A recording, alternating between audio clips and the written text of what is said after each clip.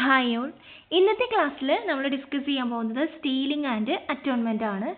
എന്ന് വെച്ചാൽ എന്താണ്? മോഷണവും പ്രായശ്ചിത്തവും. അപ്പോൾ മോഷ്ടിച്ചതും പ്രായശ്ചിത്തം ചെയ്തതുമായിട്ടുള്ള ഒരു സ്റ്റോറിയാണ് ഇതിൽ പറയുന്നത്. അപ്പോൾ എന്താണ്? Few extract from Gandhiji biography my experience with truth. ഈ ലെസണിൽ ഗാന്ധിജിയുടെ ഒരു ഓട്ടോബയോഗ്രഫി, അതായത് എൻ്റെ എക്സ്പീരിയൻസ്, അതായത് എക്സ്പീരിമെൻ്റ്, എൻ്റെ പരീക്ഷണങ്ങൾ, എൻ്റെ സത്യാന്വേഷണ പരീക്ഷണം എന്ന് പറയില്ലേ, അതിൽ നിന്നുള്ള ഒരു എക്സ്ട്രാക്റ്റ് ആണ് ഈ ഒരു ലെസൺ എന്ന് പറയുന്നത്. അപ്പോൾ നമുക്ക് നോക്കാം. അപ്പോൾ ഇതിൽ A relative and I become fond of smoking. Not that we saw any good in smoking or were we very fond of the smell of cigarette. We simply imagined a sort of pleasure in emitting clouds of smoke from our mouths. My uncle had the habit, and when we saw him smoking, we thought we should copy his example, but we had no money. So we began to collect stubs of cigarette thrown away by my uncle. അപ്പോൾ ഇതിലെന്താ പറയുന്നത്? ഒരു ബന്ധുവിനും എനിക്കും പുകവലി ഇഷ്ടമായി. ഞങ്ങൾ പുകവലിയിൽ എന്തെങ്കിലും നന്മ കണ്ടെന്നോ അല്ലെങ്കിൽ സിഗരറ്റിൻ്റെ മണം വളരെ ഇഷ്ടപ്പെട്ടിരുന്നോ ഒന്നുമല്ല, പക്ഷേ ഞങ്ങളുടെ വായിൽ നിന്ന് പുകമേഘങ്ങൾ പുറപ്പെടുവിക്കുന്നതിൽ ഞങ്ങൾ ഒരു രസം കണ്ടിരുന്നു. അമ്മാവനൊരു ശീലം ഉണ്ടായിരുന്നു. അവൻ പുകവലിക്കുന്നത് കണ്ടപ്പോൾ അദ്ദേഹത്തിൻ്റെ മാതൃക പകർത്തണമെന്ന് അവർ വിചാരിച്ചു. അവരുടെ കയ്യിൽ പൈസയൊന്നും ഉണ്ടായിരുന്നില്ല. അങ്ങനെ അമ്മാവനും വലിച്ചെറിഞ്ഞ സിഗരറ്റിൻ്റെ കുറ്റികൾ അവർ ശേഖരിക്കാൻ തുടങ്ങിയെന്നാണ് അതിൽ പറയുന്നത്. ഇനി നെക്സ്റ്റ് എന്താണ്? The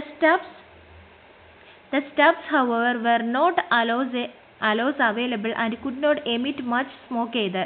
So we begin to steal coins from the servants' pocket money in order to purchase Indian cigarette. In the meantime, we heard that the stalks of certain plants were porons and could be smoked like cigarettes. We got them and began this kind of smoking.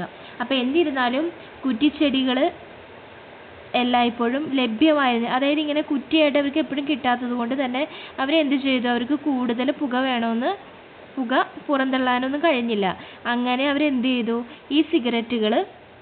Indian സിഗരറ്റുകൾ വാങ്ങാനായിട്ട് സേവകരുടെ, അതായത് സെർവൻസിൻ്റെ പോക്കറ്റിൽ നിന്ന് നാണയങ്ങൾ മോഷ്ടിക്കാൻ തുടങ്ങി. എന്നിട്ട് ഒരു ചെടിയുടെ തണ്ടുകൾ സുഷിരങ്ങൾ ഉണ്ടാക്കുന്നതാണെന്നും സിഗരറ്റ് പോലെ വലിക്കാമെന്നും ഇതിനിടയിൽ അവർ കേട്ടു. അങ്ങനെ അവർ എന്ത് ചെയ്തു? ഇത്തരത്തിലുള്ള പുകവലി ആരംഭിക്കാനായിട്ട് തുടങ്ങിയെന്നാണ് പറയുന്നത്. ദെൻ നെക്സ്റ്റ് എന്താണ്?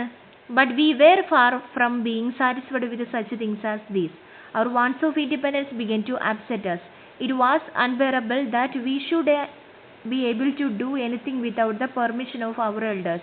At last, in sheer disgust, we decided to commit suicide. എന്നാൽ ഇത്തരം കാര്യങ്ങളിൽ അവർക്ക് തൃപ്തി ഉണ്ടായിരുന്നില്ല. സ്വാതന്ത്ര്യത്തിനുള്ള അവരുടെ ആഗ്രഹം ഞങ്ങളെ അസ്വസ്ഥരാക്കാൻ തുടങ്ങിയെന്നാണ് അവർ പറയുന്നത്. മുതിർന്നവരുടെ അനുവാദമില്ലാതെ നമുക്കൊന്നും ചെയ്യാൻ കഴിയാത്തത് അസഹനീയമായിരുന്നു.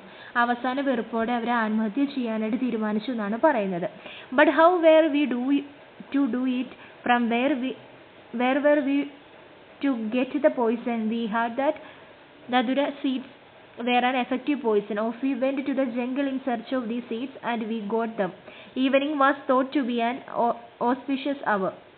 We went to Kedarji Mandir, put ghee in the temple lamp, and had the darshan, and then looked for a lonely corner. But our courage failed us. Supposing we were not instantly killed, and what was the good of killing ourselves? Why not rather put with the lack of independence? But we swallowed 2 or 3 seeds nevertheless. We dared not take more. Both of us fought shy of death and desired to go to Ramji Mandir to compose ourselves and to dismiss the thought of suicide. അപ്പോൾ എന്താണ്? അപ്പോൾ അവർ പറയാണ്,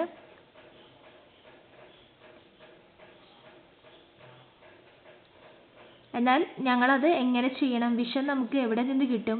അതുപോലെ ധാതുര വിത്തുകൾ ഫലപ്രദമായ വിഷമാണെന്ന് അവർ കേട്ടിട്ടുണ്ടെന്നാണ് പറയുന്നത്. So ഈ വിത്ത് തേടി അവർ കാട്ടിലേക്ക് പോയി. എന്നിട്ട് അവരെന്താ ചെയ്തത്? അവർക്കത് ലഭിച്ചു. ദെൻ വൈകുന്നേരം ശുഭസൂചകമായിട്ട് കരുതിയിട്ട് അവർ കേദാർജി മന്ദിറിൽ പോയി. അത് ക്ഷേത്രത്തിൻ്റെ വിളക്കിൽ നെയ്യ് പുരട്ടിയിട്ട് ദർശനം നടത്തിയിട്ട് പിന്നെ ഒരു ഒഴിഞ്ഞ കോണി നോക്കിയിട്ട്, എന്നാൽ അവരുടെ ധൈര്യം അവരെ പരാജയപ്പെടുത്തിയെന്നാണ് പറയുന്നത്. അതായത് അവർക്ക് പേടി തോന്നി. എന്നിട്ട് അവർ പെട്ടെന്ന് കൊല്ലപ്പെട്ടില്ലെങ്കിലോ എന്നവർ ചിന്തിക്കുകയാണ്. പിന്നെ അവരെ തന്നെ കൊല്ലുന്നതിൻ്റെ പ്രയോജനം എന്തായിരുന്നു എന്ന് ചിന്തിച്ചു.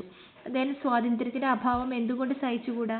എങ്കിലും ഞങ്ങൾ 2-3 വിത്തുകൾ വിഴുങ്ങി എന്നവർ പറഞ്ഞു. കൂടുതലെടുക്കാൻ അവർ ധൈര്യപ്പെട്ടില്ല.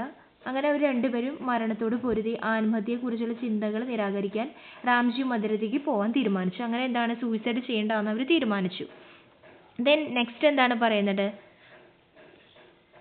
ആത്മഹത്യ ചെയ്യുന്നത് ചിന്തിക്കുന്നത് അത്ര എളുപ്പമല്ലെന്ന് ആണ് ഞാൻ മനസ്സിലാക്കിയെന്നാണ് അവർ പറയുന്നത്. ആത്മഹത്യയെക്കുറിച്ചുള്ള ചിന്ത ആത്യന്തികമായി ഞങ്ങൾ രണ്ടുപേരും സിഗരറ്റിൻ്റെ കുറ്റി വലിക്കുന്ന ശീലത്തോടെ വിട പറയുന്നതിൽ കലാശിച്ചു എന്നാണ് ആ സെൻറ്റൻസിൽ പറയുന്നത്. ഇനി നെക്സ്റ്റ് എന്താണ്? Ever since I have grown up I have never decided to smoke and always regard the habit of smoking as barbarous, dirty and harmful. I have never understood why there is such a rage for smoking throughout the world. I can't bear to travel in the compartment full of people smoking. I become choked. അപ്പോൾ എന്താണ്? Then അവർ വളർന്നത് മുതൽ പുകവലിക്കാനായിട്ട് അവരൊട്ട് ആഗ്രഹിച്ചില്ല. പുകവലി ശീലം ക്രൂരം, വൃത്തികെട്ടതും ഹാനികരവുമാണെന്ന് അവർ മനസ്സിലാക്കി എന്നാണ് പറയുന്നത്. ലോകമെമ്പാടും പുകവലിയോട് ഇത്രയധികം ദേഷ്യമുള്ളത് എന്തുകൊണ്ടാണെന്ന് ഇതുവരെ മനസ്സിലായിട്ടില്ല. പുകവലിക്കുന്ന ആളുകൾ നിറഞ്ഞ കമ്പാർട്ട്മെൻറ്റിൽ യാത്ര ചെയ്യാൻ എനിക്ക് സഹിക്കാൻ കഴിയില്ല. അവന് ശ്വാസം മുട്ടി എന്നാണ് പറയുന്നത്. ദെൻ നെക്സ്റ്റ് പാരഗ്രാഫിൽ എന്താണ്? എന്നാൽ ഇതിനേക്കാളും ഗുരുതരമായൊരു മോഷണമാണ് ഞാൻ കുറച്ച് കഴിഞ്ഞ് കുറ്റക്കാരനാക്കിയത്. ഓക്കെ, അതായത് ഞാൻ നാണയങ്ങൾ മോഷ്ടിച്ചു. എനിക്ക് 12-13 വയസ്സുള്ളപ്പോൾ, ഒരു പക്ഷേ കുറവായിരിക്കാം. മറ്റേ മോഷണം ഞാൻ ആയിരുന്നപ്പോൾ നടത്തിയതാണ്. അതായത് ഒരു 15 വയസ്സുള്ളപ്പോഴാണ് വേറൊരു മോഷണം നടത്തിയത്.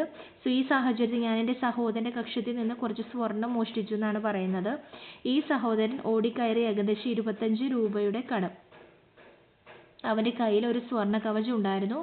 അതായിരുന്നില്ല, അതിൽ നിന്ന് കുറച്ച് ക്ലിപ്പ് ചെയ്യാനായിട്ട് ബുദ്ധിമുട്ടാണ്. ഓക്കെ, അപ്പോൾ ഇതിൽ വേറൊരു 15-ാം വയസ്സിലെ മോഷണത്തെക്കുറിച്ചാണ് പറയുന്നത്. So well it was done and the ഡെപ്റ്റ് cleared, but this become more than I could bear. I resolve never to steal again. I also made up my mind to confess it to my father, but I did not dare to speak. Not that I was afraid of my father beating me. No, I do not recall his ever having beaten any of us. I was afraid of the pain that I should cause him, but I felt that the risk should be taken, that there could not be cleansing without a confession. ശരി, അത് ചെയ്ത് കടം തീർത്തു എന്നാണ് പറയുന്നത്. അങ്ങനെ ഒരു മോഷണം നടത്തി കടം തീർത്തു. എന്നാൽ ഇത് എനിക്ക് സഹിക്കാനാവുന്നതിനപ്പുറമായിരുന്നു. ഞാൻ പരിഹരിച്ച് ഇനി ഒരിക്കലും മോഷ്ടിക്കരുതെന്ന് തീരുമാനിച്ചു. അത് അച്ഛനോട് ഏറ്റുപറയാൻ തീരുമാനിച്ചു. പക്ഷേ ധൈര്യപ്പെട്ടില്ല. സംസാരിക്കാനായിട്ട് പേടി കാരണം പറ്റിയില്ല. അച്ഛൻ തന്നെ തല്ലുമെന്ന് അയാൾ ഭയന്നു. പക്ഷേ ഞങ്ങളിൽ ആർക്കെങ്കിലും എന്താണ് അതിൽ പറയുന്നത്? Do not recall his ever having beaten any of us. I was afraid of pain that I should cause him. അപ്പോൾ എന്താണ് അവൻ ഭയന്നതെന്ന് വെച്ചാൽ ആ ഒരു വേദന സഹിക്കാനായിട്ട്, അവനുണ്ടാവുന്ന വേദന എന്തായിരിക്കും, അതവന് സഹിക്കാൻ പറ്റുമെന്ന് ഭയപ്പെടാണ് ചെയ്യുന്നത്. പക്ഷേ അപകടമാണെന്ന് എനിക്ക് തോന്നി എടുക്കണം. പിന്നെ കുമ്പസാരം കൂടാതെ ഒരു ശുദ്ധീകരണം സാധ്യമല്ലെന്ന് ആണ് അതിൽ പറയുന്നത്. അങ്ങനെ അവന് തോന്നിയെന്നാണ് പറയുന്നത്. ദെൻ എന്താണ്? I decided at last to write out the confession, to submit to my father and ask for his forgiveness. I wrote it on the slip of paper and handed it to him myself. In this, not only did I confess my guilt, but I asked adequate punishment for it, and closed with a request to him not to punish himself for my offense. I also pledged myself never to steal in future. അപ്പോൾ എന്താണ്? ഏറ്റുപറച്ചിൽ എഴുതാൻ, അതായത് ഏറ്റുപറച്ചിലായിട്ട് അതൊരു എഴുത്ത് എഴുതി അച്ഛന് കൊടുക്കാൻ തീരുമാനിക്കുകയാണ്. അവനോട് ചോദിക്കാൻ എന്താണ് തീരുമാനിച്ചു. എന്നിട്ട് എന്താ, അത് ഒരു കടലാസിൽ അവനത് തന്നെ എഴുതി കൊടുത്തു. then ഇതിൽ എന്താണ് അച്ഛനോട് പറയുന്നത്, പണിഷ്മെൻറ്റ് എന്തായാലും ഇങ്ങനെ ഏറ്റെടുക്കാൻ തയ്യാറാണ്. പക്ഷേ എന്താണ്, അത് ക്ഷമിക്കണം, ഇനി ഞാൻ ഫ്യൂച്ചറിൽ ഒരിക്കലും ഇങ്ങനെ ചെയ്യത്തില്ല എന്നാണ് പറയുന്നത്. അപ്പോൾ അവനെ ഒരിക്കലും പണിഷ് ചെയ്യരുതെന്നൊക്കെയാണ് പറയുന്നത്. ഇനി നെക്സ്റ്റ് എന്താണ്? കുമ്പസാരം അച്ഛനെ ഏൽപ്പിക്കുന്ന സമയത്ത് അവൻ നന്നായിട്ട് വിറയ്ക്കുന്നുണ്ടായിരുന്നു. അപ്പോൾ തുടർന്ന് കിടക്കയിൽ ഒതുങ്ങി. അവൻ്റെ കിടക്ക ഒരു സാധാരണ മരപ്പലകയായിരുന്നു.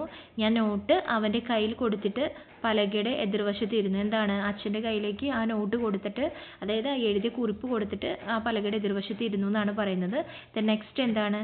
He read it through and tears trickled down his cheeks, wetting the paper, and for a moment he closed his eyes in the thought and then tore up the note.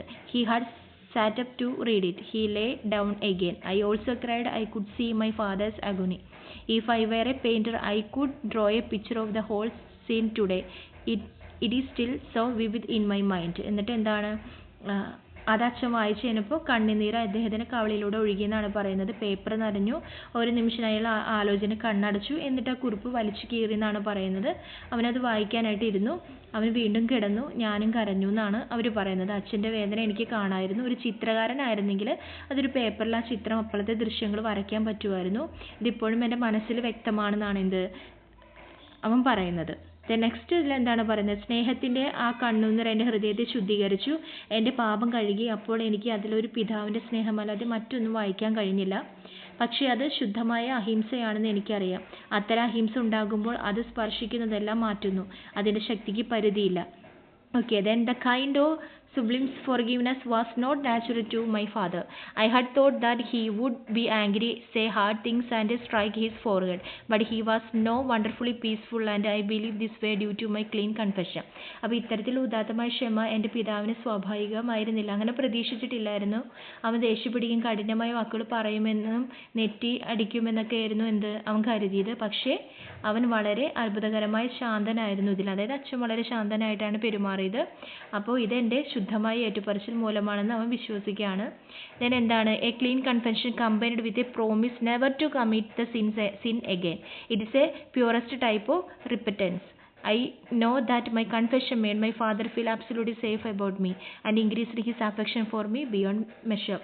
അപ്പോൾ എന്താണ്? ഇപ്പോൾ ഇനി ഒരിക്കലും പാപം ചെയ്യില്ലെന്ന വാഗ്ദാനത്തോടെ ശുദ്ധമായ കുംഭസാരവും എന്താണ് മൊത്തത്തിലൊരു ഒരു വിശുദ്ധിയാണ് അതിലൂടെ കിട്ടിയത്. അപ്പോൾ അതിലെന്താണ്? അച്ഛനാണെങ്കിലും എന്താ ചിന്തിച്ച ആ ഒരു ഏറ്റുപറച്ചിലൂടെ അവൻ്റെ കാര്യത്തിൽ കുറച്ചും കൂടി അച്ഛന് സേഫായി. ഇനി ഒരിക്കലും അങ്ങനെയൊന്നും ഉണ്ടാവില്ല എന്നും അതുപോലെ അച്ഛന് അവനോടുള്ള ഒരു വാത്സല്യം വർദ്ധിക്കാനും അതുപോലെ സുരക്ഷിതത ബോധം ഉണ്ടാക്കാനായിട്ട് കാരണമായി എന്നാണ് പറയുന്നത്.